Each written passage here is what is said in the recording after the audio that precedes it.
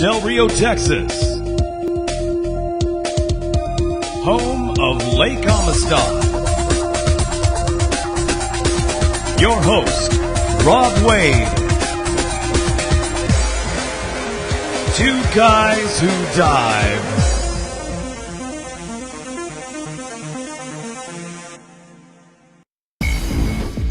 This episode of Two Guys Who Dive recorded live 21 February 2015.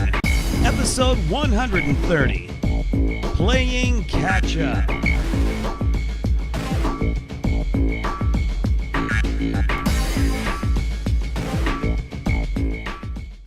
Well, welcome everybody to another episode of Two Guys Who Dive, and I am your host, Rob Wade. And it seems like it's been forever since we've been with y'all, and it sort of has been. It's been almost a month. I was looking back, reviewing the last episode, 129, and that was back on 25th of January. So we're just about a full month after the last episode, and that's because of getting prepared for the Upstagers performance, Upstagers show that just finished, just closed.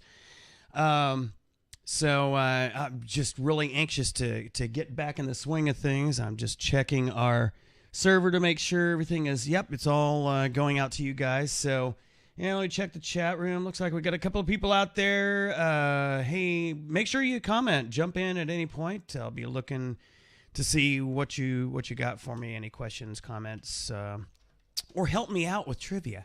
Because anybody who's watched the show at all knows every once in a while we talk about different things, and something might escape my memory or be right on the tip of my tongue, and invariably our producer, my wife, Tara, will come in with a little Post-it note and say, here's the answer, or she'll type it in the chat room if she's in the chat room, or somebody else will.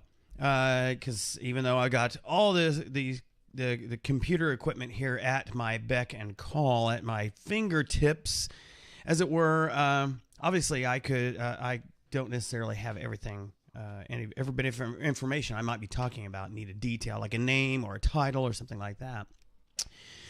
You'll notice that the studio looks a little bit different from the last, our normal setup. Where we normally have a seat right here next to me at this microphone, and I have one of my keyboards. This studio has many functions, and not the least of which is also a music studio, home music studio. And so I practice things for our praise and worship team, or the band I'm in, Living Water Sound, or also practicing for music that I'm working on for, let's say, an Upstagers performance, Upstagers show, which happens to be what that's out here for right now, is because I'll be getting ready for that. And excuse me un momento while I pick up one of our four-legged fur kids who wants to up on the chair. Hi, say hi to everybody. No, I'm afraid she is going to suddenly start barking on the phone. Oh, here comes Ronan. Come here, Ronan. Say hi to everybody, Ronan. Yeah. He's kind of subdued, Mr. Chill. Because my wife is at a women's conference at Texas Bible Institute this weekend. They're on their way back. So depending on, it's a couple of vans full of ladies. So, they have a lot of fun, get crazy and all that.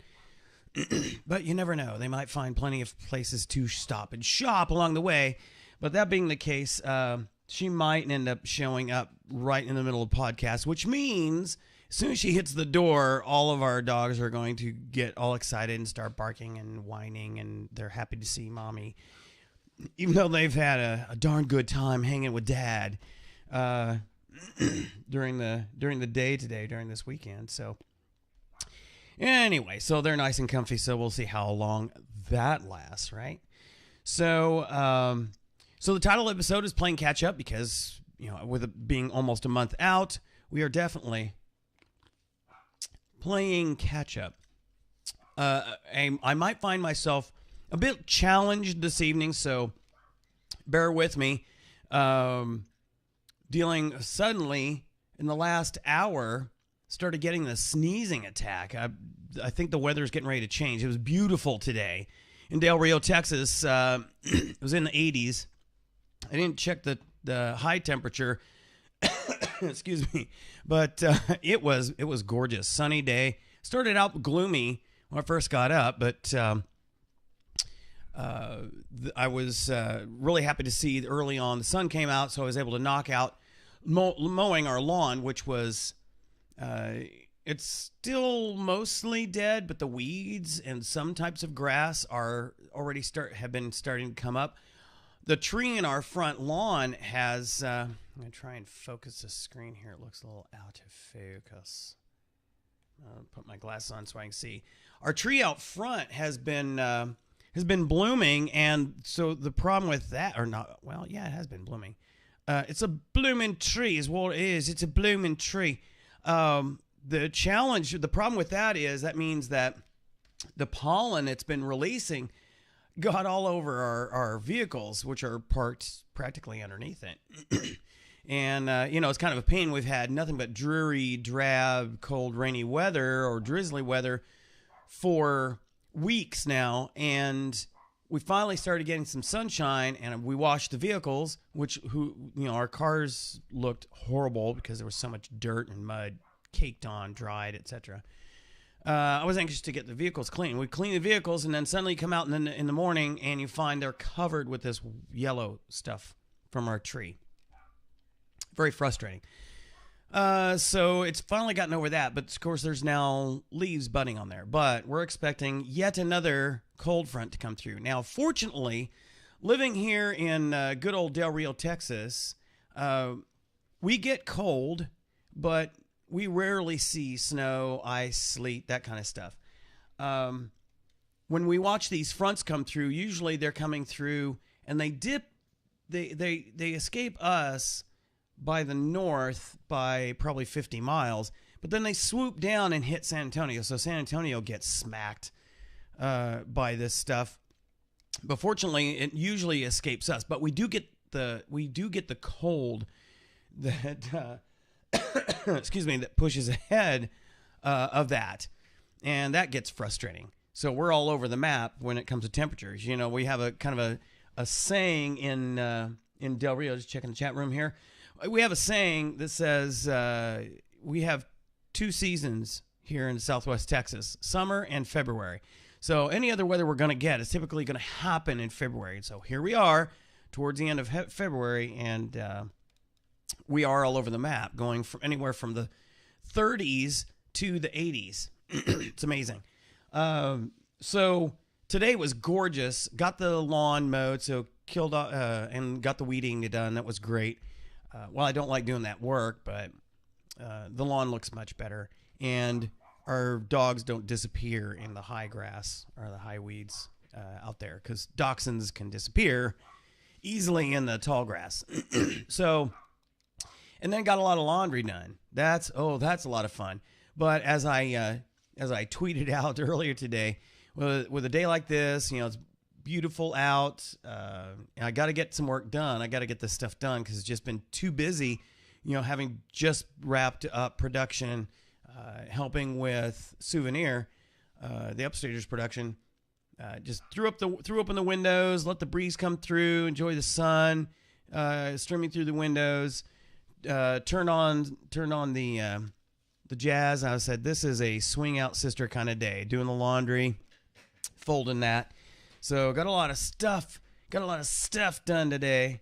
Not fun stuff. I would have loved to have been diving today, especially with this kind of weather where it's warm and the air temperature is really warm. Even though the water's cold. Lake Amistad is about 50 degrees right now, and I'd be wearing full 7 mil everything to go do the dive, but getting out of the water would be great. But unfortunately didn't get to do that. Had responsibilities, priorities, even though I know all my diving buddy friends would say, what do you mean priorities? Diving should be your priority. And yes, and we'll be talking a little bit about that later on in the show. So we are trying to catch up on a number of things.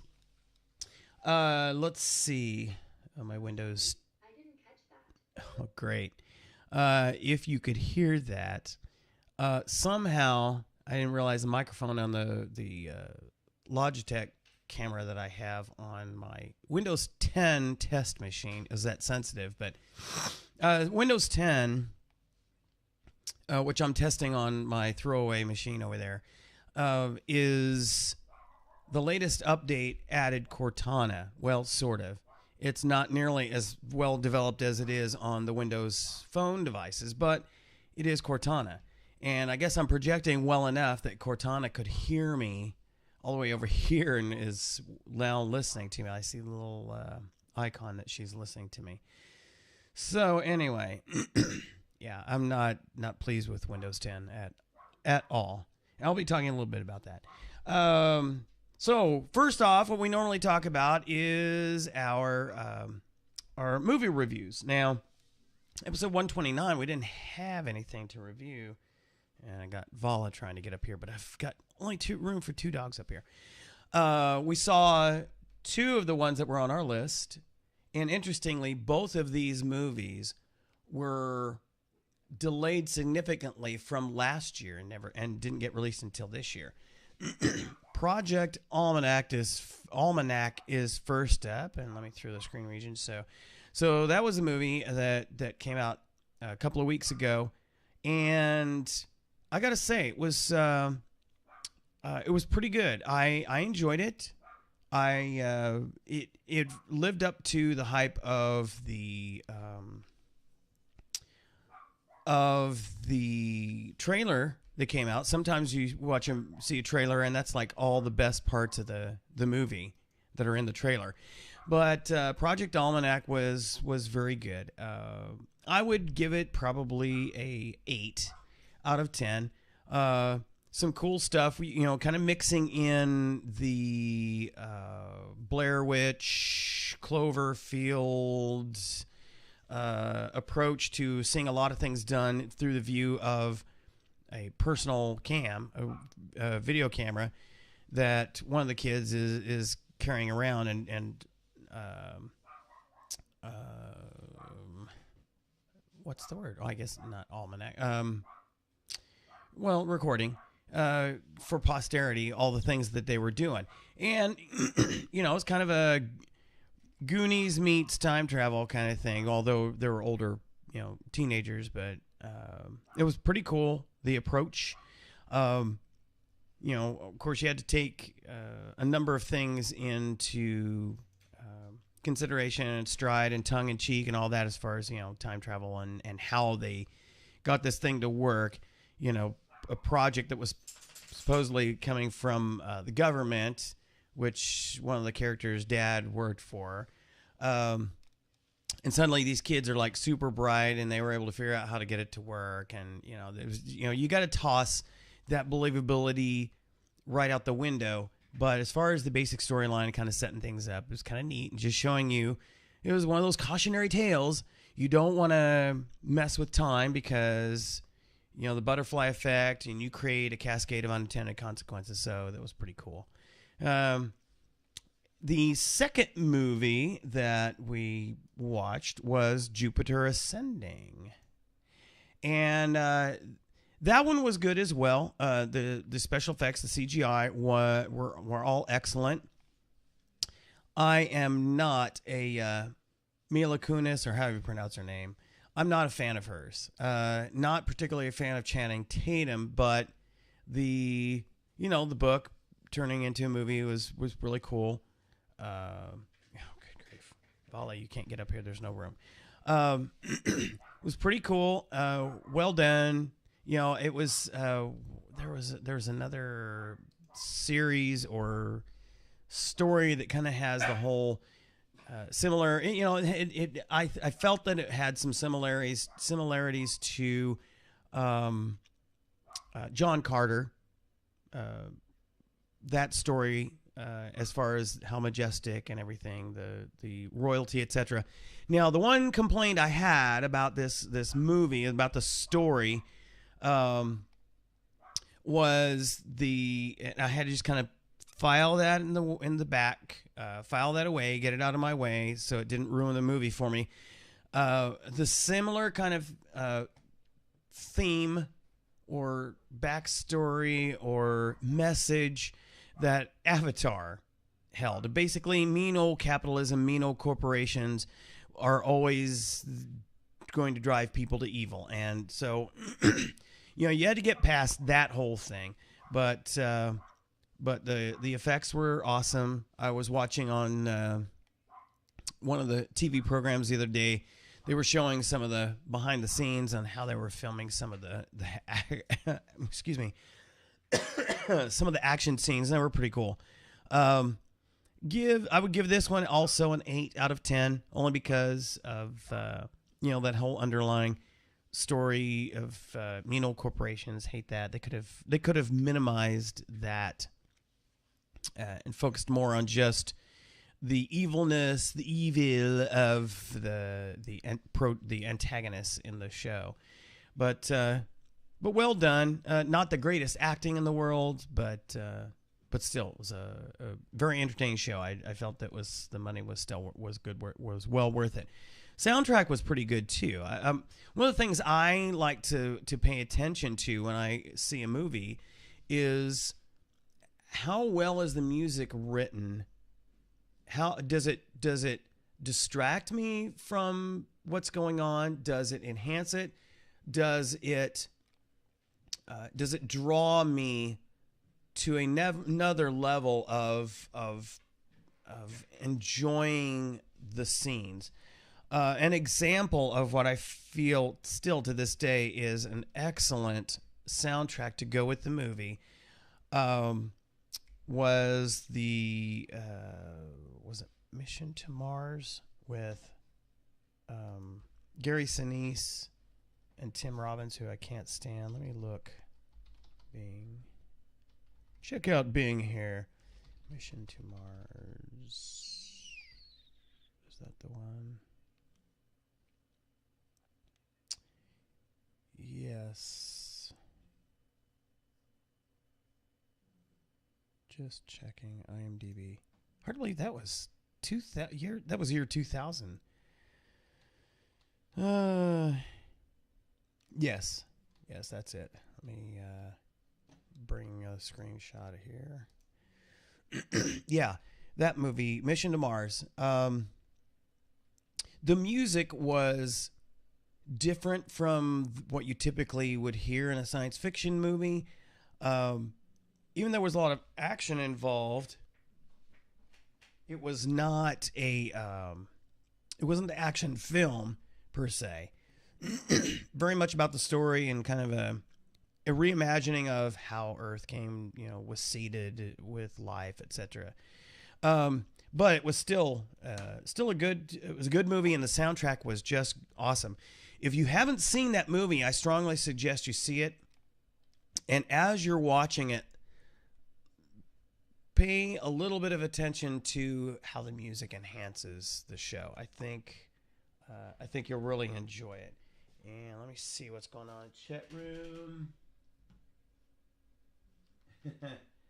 Yeah, John's in the chat room. John, you didn't miss anything for the last few weeks because we haven't had a show for the last few weeks because I was working on Souvenir with my wife, getting that production. So, but we're glad you're here. By all means, ask any questions, jump in at any point. So anyway, I liked the music for Jupiter Ascending. It was pretty good. So again, I would give that movie a 8 out of 10. Language is a little bit of language there, but not horrible. But it was an enjoyable movie.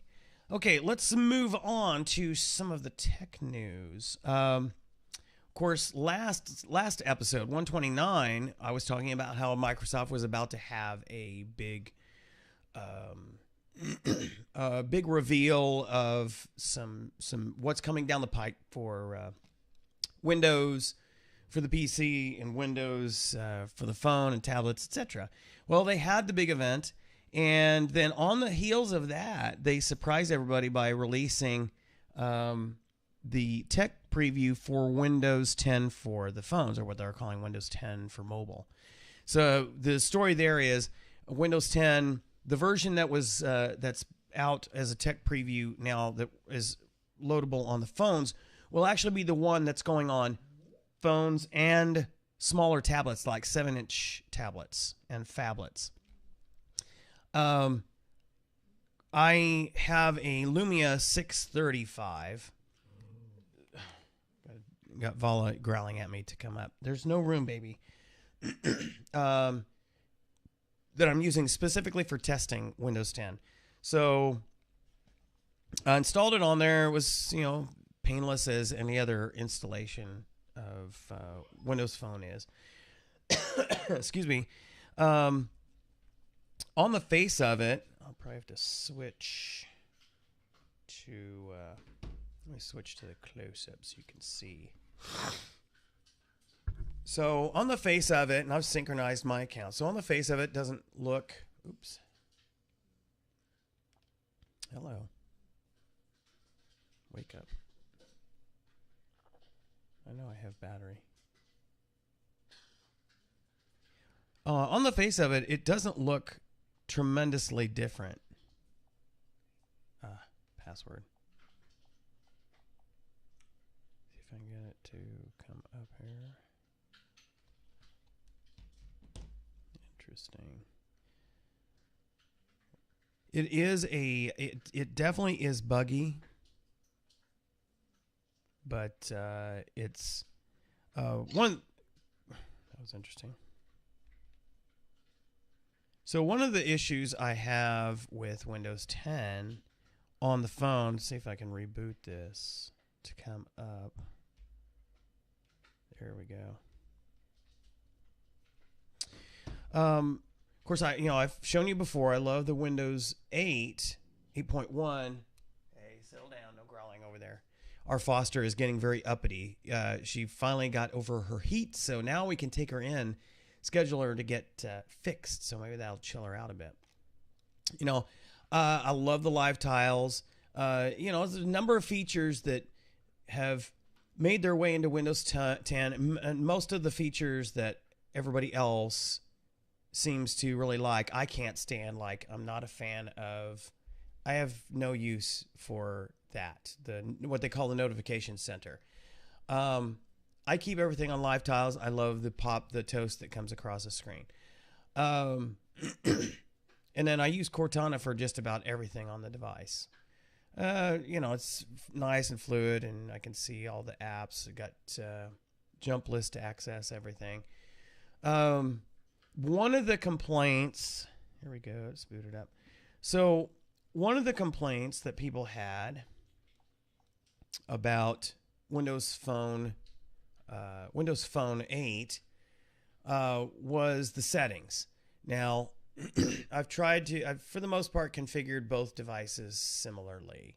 So if you go into the settings, you basically just got a long list of settings. If I had any, if I had any complaint, it'd be that it would just be, I could sort it, or do a jump list, which would be great. Because they're trying to basically merge Windows 10 for the PC with Windows 10 for the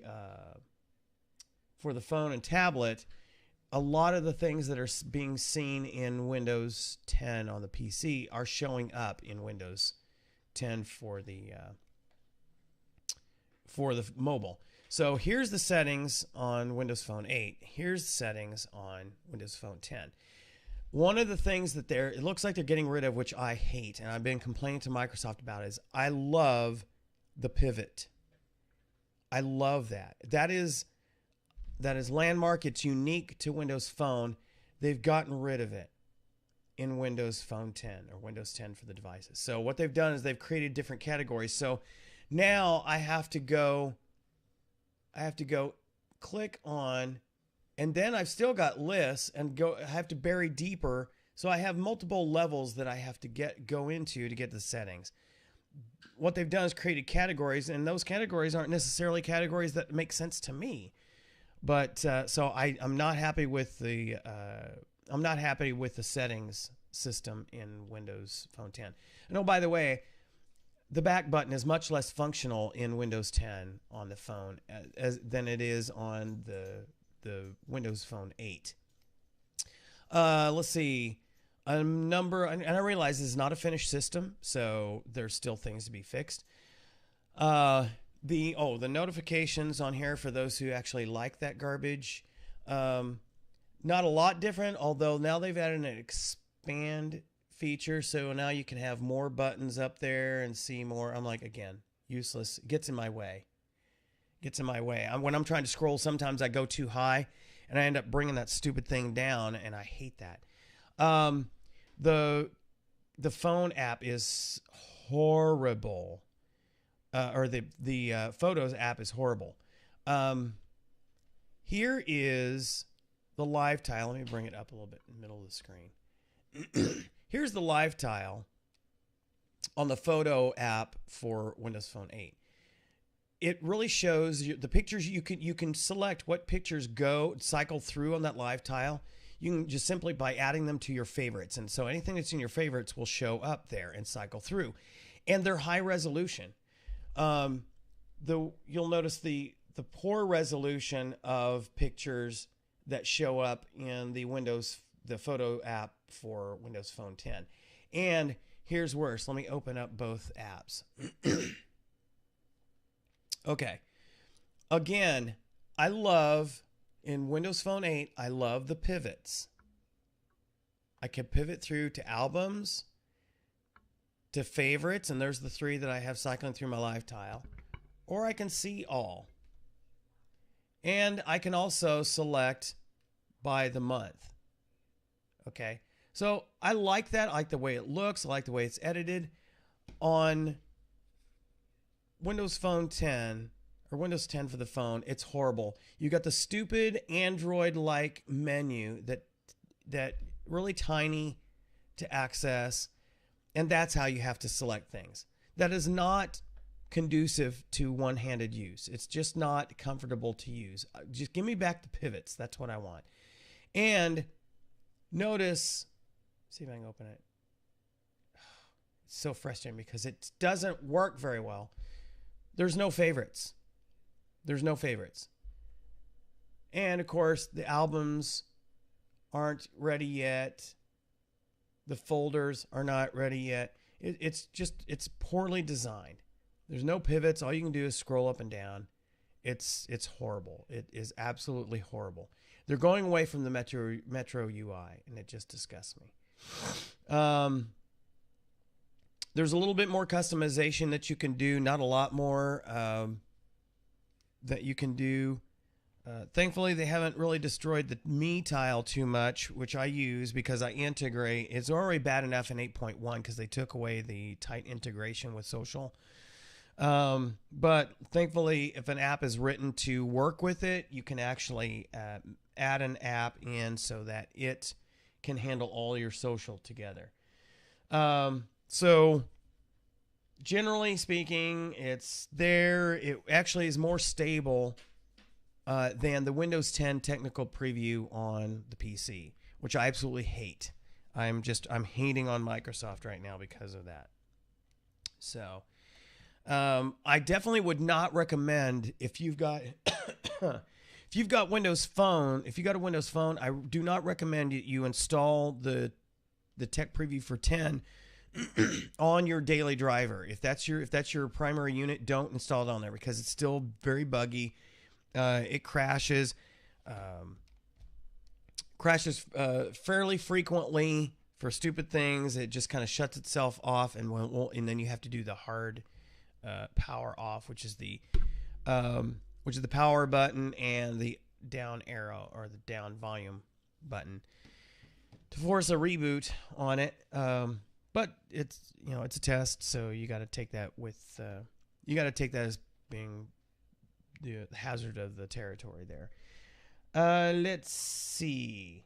Oh, I was noticing today some meteorologists have, speaking of weather a little bit ago, some meteorologists are saying that based on the past 2 years and how this year is going, of the cold up in the north, that the Great Lakes, are expected to have the most ice since records have been kept for how much ice is on the Great Lakes, which is, to me, that just is one more nail in the coffin for the whole man-made climate change, global warming fiasco, fraud, because Al Gore has made money and a lot of notoriety for claiming that within just a couple of years we're not going to have any ice caps. The ice is going to be melted away. Meanwhile, we're expecting the most ice since it's ever been recorded in the Great Lakes. You can't have it both ways. Either we're losing the ice or we're gaining the ice. So again, the fraud of global warming / man-made climate change it's just ridiculous. The bottom line is this, folks. Our planet's only going to be here for so long. Those of us as Christians believe that God is not so stupid, so short-sighted as to got a dog wanting me to toss the ball. Is not so short-sighted as to not know how long the planet needed to be around before, he says, check please, okay, we're done with all this, and we get rid of it all. We don't have that kind of power. Short of a nuclear winter, we don't have that kind of power, and we've been improving as stewards since the beginning of the industrial age anyway. So I by no means advocate being stupid about the environment, dumping stuff, etc. Take care of things reasonably. Be good stewards. That's what we're called to do. But the planet is not in danger of dying out and kicking us all off into, destroy. It's not going to fall apart. It's ridiculous for some scientists to get on this bandwagon to claim global warming, now climate change, created by humans. It's all because they get grants to support them continuing to waste money on this kind of thing. So they get money, so they make money, and so they're rich and famous, etc. The climate's going to change. That historically has shown to be true. We've seen through all sorts of fossil records, trees, etc. We've seen that the climate does change. We have periods of heating. We have periods of cooling. I'm not chasing the ball. Being good stewards does not mean we have to go crazy about this. So, again, the science is not settled, no matter what foolish people like Al Gore and the president try to say. Climate change is not a big issue. We and the rest of animal life will adapt. Other animals made it through or didn't make it through previous ice ages or previous heating trends. Go get your ball. Yeah, very verbal. That is the nature of nature. It's not this world is not going to be here forever.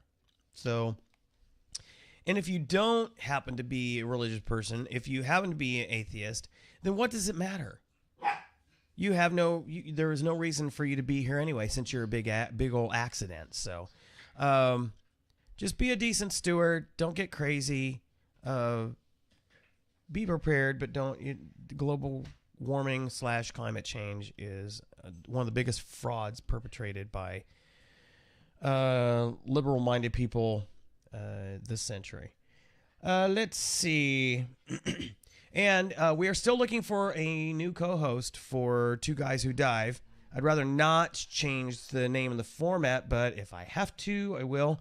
But again, if you're in the Del Rio area, and you're preferably if you're a diver, since it's called Two Guys Who Dive.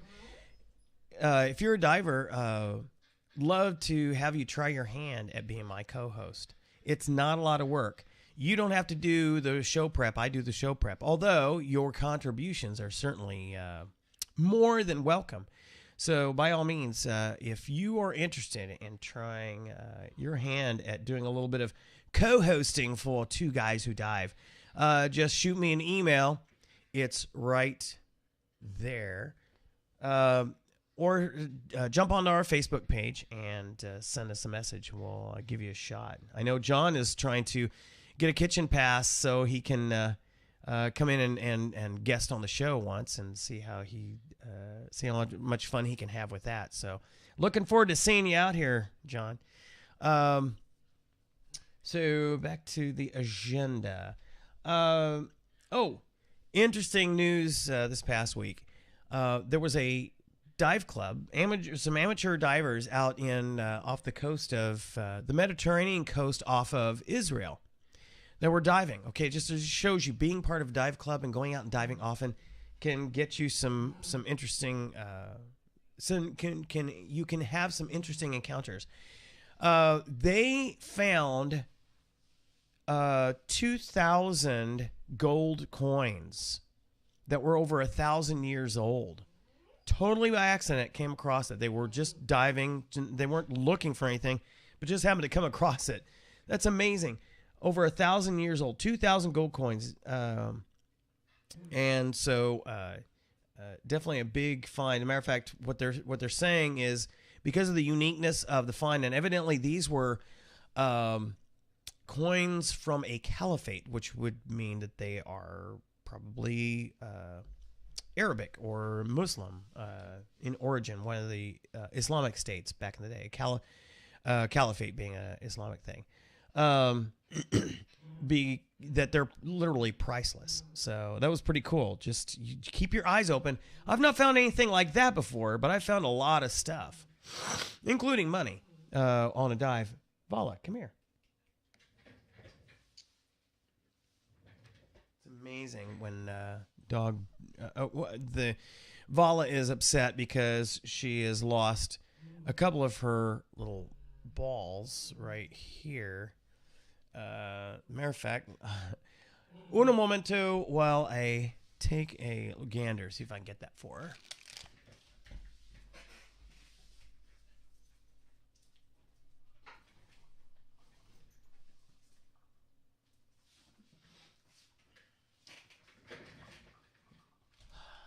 Okay, that was fun. So all three, she's got 3 of these things.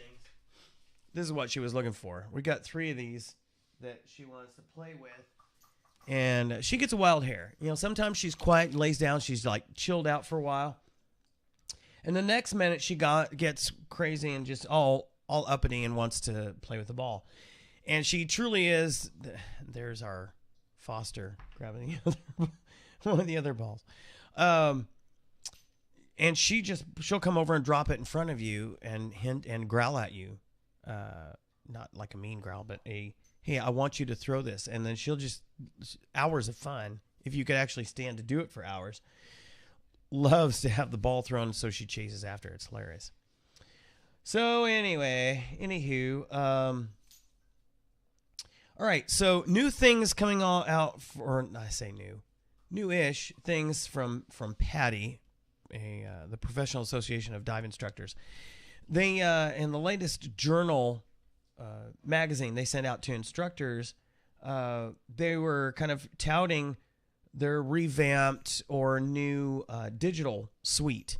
And so if you go to, for instance, PADI.com, I'll bring up screen ranging. If you go to PADI.com, you see what they've moved to now is an SSO, a single sign-on model. So if you log in, your one account gets you access to the pro side if you're a professional, if you're a dive master or instructor, assistant instructor, or director, or to Scuba Earth, which is their social network, their PADI e-learning, or you can actually work with the certification packs, which is pretty cool. So what I'm hoping that they move to eventually is that it's a true single sign-on. Because right now, if I log in to the PADI's Pro site, it is the same account that I use for all three. They've merged them. But there's no way, there's not an easy way. Let me rephrase that. There's not an easy way to jump from the Pro site, because it's still kind of legacy, to the social or some of the other sites. So you kind of want to pick one. But so if you go to Scuba Earth, it looks somewhat like Facebook. And I will say, though, that I've noticed that Scuba Earth is very slow as far as performance. I mean, I click on something and it takes forever to get to it. What are you whining at me for? You got the ball right there. I'm not going to wait for that to come up. But some of the other things that they've added or they've enhanced is, of course, they revamped their website. It's visually attractive. It's much more modern, but like I said, the Pro side is still pretty stale, legacy style. They've revamped the PADI app, which unfortunately almost all of their digital apps are only available on Android or iOS. I have been sending them emails saying you've got to get your stuff written for Windows Phone, or at least the universal apps, because that's where really they're going, is Microsoft's trying to go to universal apps. So they got the revamped PADI app and the library app, as well as the PADI e-card and trial e-card. Again, and that's kind of interfaced with the PADI app. The deal about that is when you get certified and we put you into the system, you'll have access to and can download to your phone or tablet an electronic version of your certification card, or your temporary card, as it were. Now, the thing is, that part doesn't work until you go get your ball. It's right there. That doesn't work until the instructor gets logged in and gets you updated in the system. So it means that you don't necessarily, electronically, you don't immediately have access to that. Whereas we still print out for you your temporary card as basically in the form of paper or card. And so that's immediately available to you. Another thing that I thought was interesting is that the e-card, the trial e-card for somebody who just got certified, their first certification, their open water certification, is only good for 30 days, whereas the paper one is good for 90. This allows for any potential problems, delays in the producing and sending to you of your permanent card. But anyway, so looking at the website here, you've got, if you want to become a diver, here's links to set you up for that. If you're already a diver, here's some links that that would be pertinent to somebody who's already certified. One of the big things they're pushing is the reactivate for people who haven't been diving in a while, which we'll be talking about that in a little bit. Also, the e-learning, there's a number of courses that the academic portion is available online. Now, that costs a separate fee, but costs a separate fee from the actual practicals that you'll be doing. But it can be more convenient because you have a digital access to the manuals, dive tables, etc., anywhere you can access the web. So that's pretty cool, rather than having to track down a piece of paper. And the beauty is, with the electronic version, is that the information is updated. Whereas if you took the course 5 years ago, the book that you have is outdated. They have new emphasis, new information, or enhanced information now. Let's see. The Equipment Specialist Touch, the number of Touch series, the Open Water Diver Touch, Equipment Specialist Touch, These are all tablet-based. Again, Android and iOS. These are tablet-based versions of their certifications. And then also the electronic recreational dive planner multi-level version is also available on Touch. Now, you can still get the hardware, the actual self-contained little computer module that is the ERDP-ML. But you can get the touch version that you can just simply load onto your Android or iPad.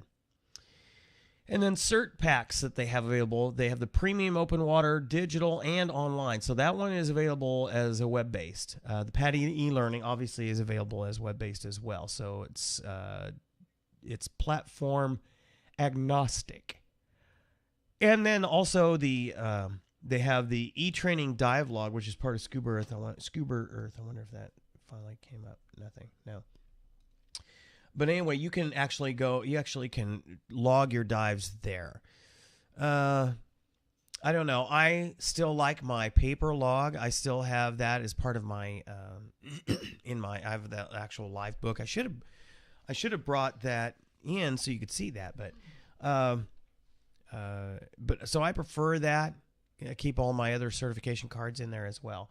But if you really like to keep everything digital and like to show that off digitally, you can use Scuba Earth to do that. But I warn you, Scuba Earth is extremely slow for performance.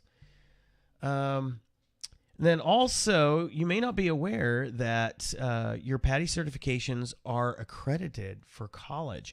They're ISO compliant. That's International Standardization Organization. And they've also been evaluated by the American Council for Education. So all you have to do, if you want to use your diving certifications for at least a certain amount of your PE type credits, you can simply contact PADI and they'll send you a transcript version of your training so that you can share that with your college or university. So that's pretty cool. Different levels of courses. Not all of them have that, but different levels of courses obviously have different number of hours that they get you, or they qualify for. So check that out. So if you're taking college courses and you need some, and you're a scuba diver, you can submit that to your college or university and get credit for that, which is pretty cool. That'll save you a little bit of work for college, right? Also, revamped or revised the Emergency First Responder website.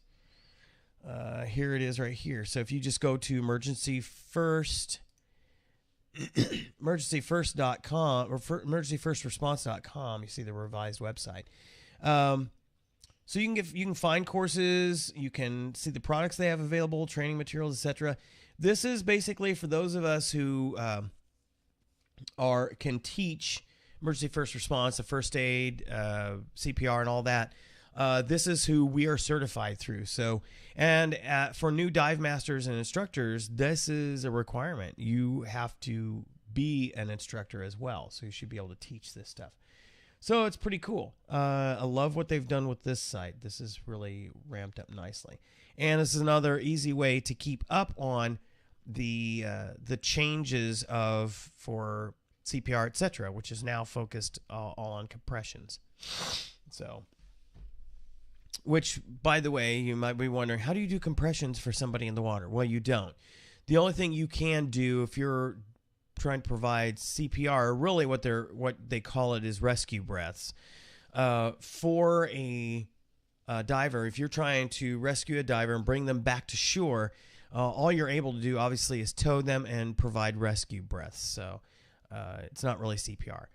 But anyway, so check that out. That's emergencyfirstresponse.com. Let's see. And then for those who didn't get to, like me, for those who didn't get to attend DEMA back in November, I still need to make it out to one of those. They had, amongst the many booths and seminars and meetings and demonstrations that they had, they engaged a survey amongst divers to get some stats. And I thought that some of this was pretty telling, and so I like to share some of that with you. So here was some data that they collected based on certified divers, because obviously it's not really interesting if you're not a diver. So and I didn't see what the total number of respondents were, but here's some interesting stats that they found. 31% of certified divers have been diving for more than 5 years. So that means that would suggest to me that most of the divers that were there were fairly recently certified. So they're kind of more, what's the word I'm looking for? Ed up. They're eaten up by it. They're sold out. They've still, the newness, the love for diving hasn't left them. 13% have been certified for 16 years.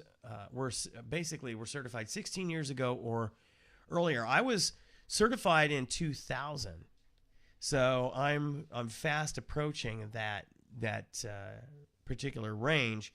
But I've been diving since 1985. So even though I've not been certified for that long, basically 15 years, I've been diving for much longer than that. Shh, don't tell anybody I told you that. Let's see. 1.2% of inactive divers no longer consider themselves divers. And what we keep saying frequently is a C card means you can dive, but diving makes you a diver. So, but keep this in mind. Only 1.2% of inactive divers no longer consider themselves divers. That means that the other 98% of inactive divers still consider themselves divers. That's kind of interesting. Okay, so 77% say they dive wherever they can. And see, that's me. I'm the hardcore type. I'm the hardcore type. So I dive whenever I can. And I've done quite a bit lately of self-assisted diving because I can't find people to dive with. So that's interesting. So 77%. I'm like, where are you in Del Rio? I need to find you people. 21.7% consider themselves divers but haven't been diving frequently or recently. So again, I have a hard time with somebody saying they're a diver if they haven't been diving recently. And 31% have made anywhere from 1 to 10 dives since certification. Again, that's not a lot. I would be interesting to see what that graphs out to be. Okay, 24%. What are you chewing on? 24% indicated that they had more than 100 dives. I've got over 300, and that's just log dives. And I know many people who have thousands of dives. They've been diving, since Moby Dick was a guppy. 11.8% said they haven't been diving in the past 12 months. And again, you couple that with the 1.2%, but then it seems to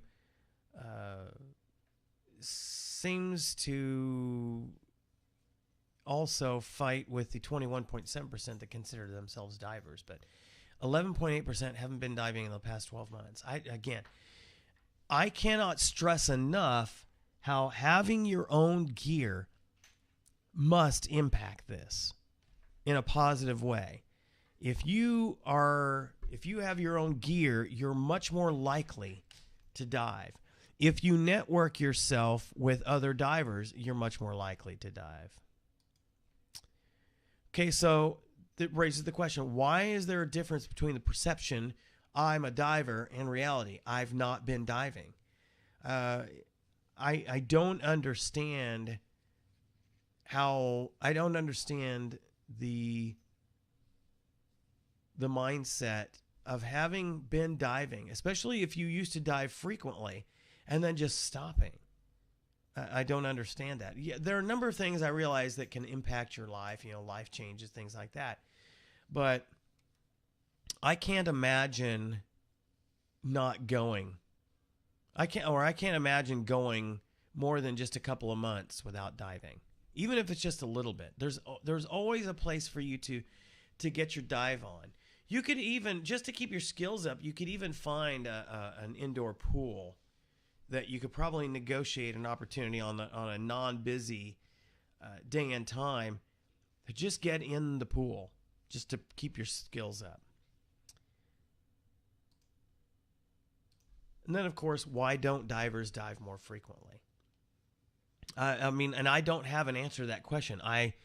When I started looking at these stats, I started doing some searching on the interwebs to see if I could find some indication, what people are saying. Why don't they dive more frequently? And the only things that I can think of are that they are kind of like my wife, who is a little bit of a saltwater snob. So she doesn't dive out here. She will dive on occasion, especially if we get a group together. She'll dive with the group. Not her favorite thing, because she likes the great visibility and the warm water of the Caribbean. But if but saltwater snobs, I guess they would just wait until they hit the saltwater again. But then why not set yourselves up to go on vacations that take you in those places? I don't understand why you would go on any other kind of vacation than a dive vacation. I don't get it. And then another impactor that I just mentioned I think, is, again, this is Rob's opinion of why divers don't dive more frequently, is they've just refused to get their gear. And of course, then you ask the follow-up question using the 5 Whys tool, why don't they get their own gear? Because they think it's too expensive. Well, the fact is, it's not too expensive. You spent anywhere from $300 to $600 for your certification. You can get away with a set of gear that cheaply. Now, is it the top of the line gear? By no means. Would you go to the ice cold water and dive in this gear? No. But would you dive deep in this gear? No. But then if you've just got certified, you're only certified for 60 feet anyway. So at least get the gear that would be commensurate with the type of diving you're certified to. Now, I can tell you that the training gear that I use with students, I have no problem taking it out and doing a dive on Spiegel Grove or the Vandenberg in it. Have no problem with it. It's good quality gear, but it's very inexpensive gear. Oceanic Computers, Sea Elite, BC, that kind of thing. It is well worth it to invest in your own set of gear, because I cannot believe anything different than people don't dive frequently because they don't have their own gear. Most people get some sort of tax refund. Take some of that and buy yourself some gear. Not a big thing. If you are in the area, if you're in the Del Rio area, I will be more than happy to sit and chat with you or exchange emails, which I have with John, who's in our chat room. I've exchanged emails with him on, he's asked a lot of questions about masks and lights and things like that. I'm more than happy to share with you my experiences, my recommendations. I don't make a lot of money, and most people in this area, border town of Texas and Mexico, most people here don't make a lot of money either. And so, a lot of my students are school teachers, Border Patrol, Air Force members, or civilians. They don't have a ton of money to go out and spend on stuff. So I get that. So I'm looking for good deals on things. I'm looking for decent prices on things. As a matter of fact, let me pull up dive supply.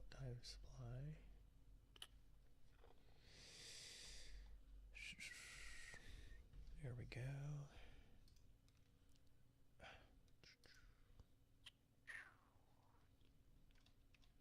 All right. Let me switch to screen region. So here's just some examples of at Diver Supply, some inexpensive stuff that's available right now. Let's current specials. Let's see what they got.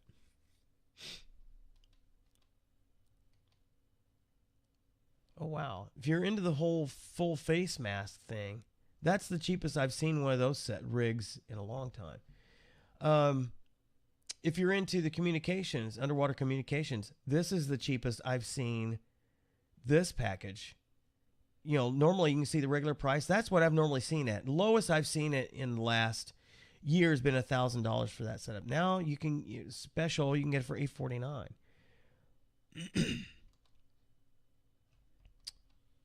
Let's see. Let's look at some more products. Look at this dive computer, wrist dive computer, $188.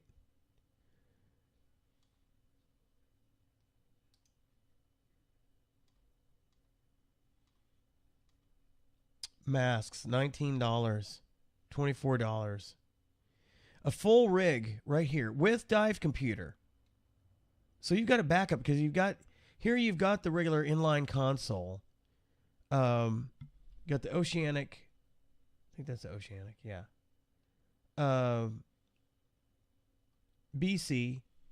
Got the primary and alternate regulator, depth gauge and pressure gauge, and a dive computer for $800. Look at this setup. Analog system, primary and alternate with weight integrated BC. Under $500. Here's an awesome setup too. If you just need to accessorize your gear, you want a BC light, you need your signal sausage, which we always recommend that. Lanyard for attaching your hoses, etc., and also a connector to hold your alternate air source. $43.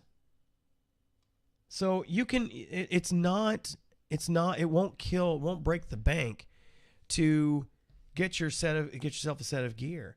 I cannot encourage you enough to go out and buy your gear.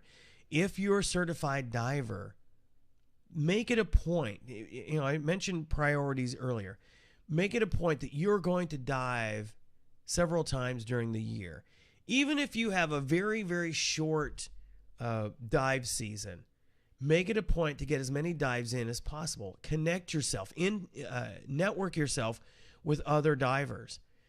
You know, in this world, in this day of social media, Facebook, Twitter, etc., Instagram, Pinterest, Path, that people would not use that to the fullest extent to get out there and get some diving done. It just amazes me. If you're in the Del Rio area, please check out our Dive Club webpage and also our Facebook page. I will try to knock out a dive with you. You know, a lot of people are at this time of the year like, well, I don't have 7mm wetsuit. That's fine. I'll go out diving with you at San Felipe Creek. Now, that's like 10 feet at the deepest points. But the water temperature is 76 year round. So you could get in with a 5mm full or a 3mm full or even a 3mm shorty as long as it's decent, you know, halfway warm when you get out of the water. You can get in there and enjoy a nice dive to get it done. Just to get in there and do it fairly easily in the middle of winter. You know, the funny thing is you go out to San Felipe Creek here during the winter when it's cold, and you'll see quite often, you know, steam rising off or a fog over the creek because it's so much warmer than the air temperature. But there's always a place that you can dive if you're willing to make the time. Just find somebody who will go out there with you. I'm one of those people. I'll do it. I will go out there. So interesting stats about certified divers and where they're at. So if you're not diving frequently, I encourage you, get some gear, get out there and dive. And if you know an instructor, you might be able to convince them to let you use their gear because they just want to go out there and dive with somebody. That would be me. So, all right. As we're running down to the end here, as I mentioned earlier, the Upstagers had a successful run of the true life story of Florence Foster Jenkins entitled Souvenir. Congratulations to my wife, Tara Wade, on her directorial debut. She got rave reviews. I got some compliments on the set, how the set looked. It was fun working on it. Thankfully, it was a fairly simple set to do. And the stars, a two-person show, Catherine McWilliams and Jared Griffith did an awesome job. Jared especially because, he had to sing and play piano and give tremendously long monologues through the whole show. His only break in the whole show was during the intermission. He's out there the whole time. Catherine had to come in and off and on the stage at different points, and during the Carnegie Hall scene, had to do a lot of quick changes, which I'm familiar with after having done the hilarious comedy Greater Tuna, which requires tons of character changes. And then, of course, that's why we were out of hand, not able to do the podcast. But I will warn you that we're going to come up on another stint where we're going to be postponing our podcast because I will be directing the Upstagers revival of a musical comedy called Soup du Jour, which we actually world premiered in... let me switch cameras here. World premiered in 98. And the interesting thing is now you get the scripts. If you're into theater, if you do theater, you know that when you look at a script, there's a number of bits of information in there. And part of what you find is, see if I can do this without glaring camera. I don't know if you can see it here. You see the original cast of the show. And so you see that, here we are listed as the original cast of the show performing in Del Rio in 1998. And also I wrote some additional music for the show and made some changes to the arrangements to in order to work with canned music. Shows like this by Todd Mueller, Hank Boland, and the music by Greg Opelka Jr. They've written a number of really good shows that are great for small theaters, small theater groups. And we've done a number of their shows. Very talented team. One of the things that you get that's a challenge for musicals is the requirement to have a band or an orchestra. We don't have that in Del Rio. There have been very, very few shows that we've been able to actually have live music for. So we've always had to rely on having recorded music, whether that's been a theater, a publisher having the canned music available for you to rent, or hiring a orchestra to record it, or in the case that I've done for a number of shows, and this was one of them, taking the music and actually learning it, playing it all digitally via the studio that you see here, and recording that. The beauty of that is that I can customize tempos and keys to fit the performers. Many times we may run into a show where an actor is perfect for the role, but the songs that actor has to sing are outside of their key. They're either too high or too low. And so I can alter that when I'm working on with the music. So I actually get royalties when some theater group does this show. But we are now finally, almost 20 years later, redoing this show. So I'll be directing it. I'm hoping that we have enough people coming out to auditions that I won't have to be in the show. Although it's a fun show to be in, having directed and starred in shows before, it's very tough to do. It's just a lot of challenges.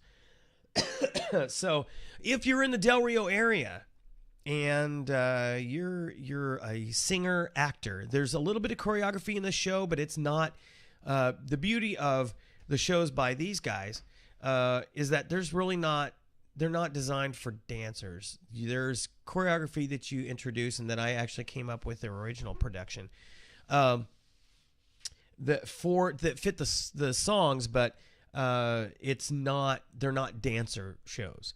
So you don't have to be a good dancer if you can just follow basic simple steps and blocking.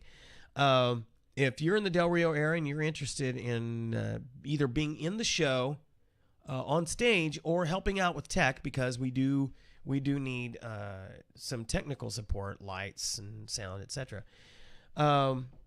Be at the Firehouse, which is, it used to be an actual firehouse, but now it's Del Rio Council for the Arts owns it, and they've turned it into a art gallery / rehearsal area / multifunction. They even teach cooking in there. Be at the Firehouse tomorrow at 2:00 or Tuesday at 7 p.m. That's Sunday at 2 p.m., 2 in the afternoon. So plenty of time after you get out of church to take a break for lunch or a quick lunch and then head over there. Or Tuesday at 7 p.m. Love to have you out there. The cast calls for 3 guys, 3 girls. It's set in the 30s, late 30s, so some interesting period look. I've got a boulder in my eye. There'll be a period look to it. Luckily, most of the sets are still intact, believe it or not, from when we did the show in '98, which I was surprised to see, which is great. So that alleviates some of the work that I've got ahead of me. I can concentrate on the actual performance. Let's see. Anyway, 3 guys, 3 girls. There is quite a bit of flexibility that I can have with the age ranges, although they're typically in their 30s to 50s, but I can play some of it younger if I need to. So it really depends on who comes out. You know, I'll if they can pull off the part, makeup can go the rest of the way, and I can teach them to carry themselves as appropriate for the age that they need to be in the show. So, and we actually on our YouTube page, or yeah, if you look on our YouTube page, Ceti Fox Productions, I do actually have our original production up there. So if you want to get an idea what that looked like, so you can kind of mentally scope yourself for auditions, that might be a good idea. So check that out. So, and our performances, I'll show you here. Might as well hit the administrivia. The performances will be April 10th, 11th, 17th, and 18th. So we typically do shows 2 weekends in a row. So looking forward to that. So anyway, knocking out the rest of our administrivia, we've got next Dive Club meeting, because as soon as I cast this show, I'm going to be hot and heavy into the actual rehearsals. So the next Dive Club meeting won't be until after Soup du Jour closes. So that'll be 21st of May at 7 p.m. at Rudy's Restaurant. So just keep yourself in the loop. Check out our Dive Club page and Facebook page, and you'll see information that's coming up. Dive classes, again, for 2015, 23rd through the 26th of April, May 28th through the 31st, June 25th through the 28th, July 23rd through the 26th, August 27th through the 30th, and September 24th through the 28th. And interspersed in there, I'll be happy to do an advanced class if I get 2 or 3 people interested in taking the class.